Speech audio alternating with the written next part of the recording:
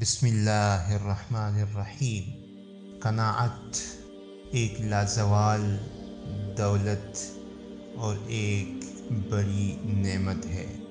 میرے دوستو، قناعت سے بہتر کوئی دولت نہیں، کیونکہ جب انسان کے دل میں ہوس کی آگ لگ جاتی ہے تو پھر اس کی کوئی حد و نہایت نہیں ہوتی۔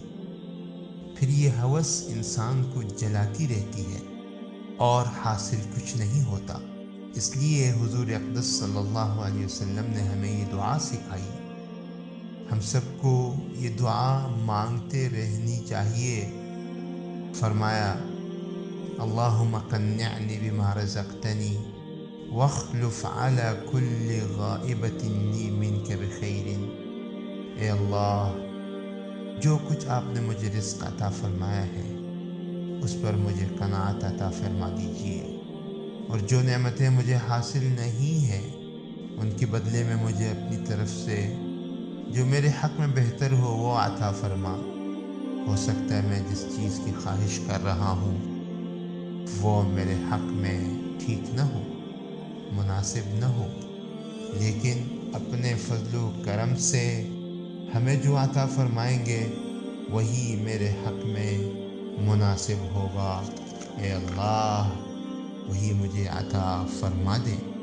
اس میں کوئی شک نہیں ہے کہ قناعت سب سے بڑی دولت ہے، اور زندگی کا اتنا سکون اور اتنی بڑی راحت اس قناعت میں ہے کہ انسان کو یہی قناعت سیر چشم بنا دیتی ہے۔ وہ ٹکٹکی باندھ کر دوسروں کی نعمتوں کی طرف اور دوسروں کے کر و فر کی طرف اور شاہانہ زندگی کی طرف نہیں دیکھتا، بلکہ اللہ کی تقسیم پر راضی ہو کر قناعت کی زندگی گزار دیتا ہے۔ میں سمجھتا ہوں کہ اس آدمی کی زندگی راحتوں سے اور سکون سے بھرپور ہوتی ہے۔ اللہ تبارک و تعالی ہمیں ایسی راحت والی زندگی اور قناعت والی زندگی عطا فرمائے۔ آمین یا رب العالمین۔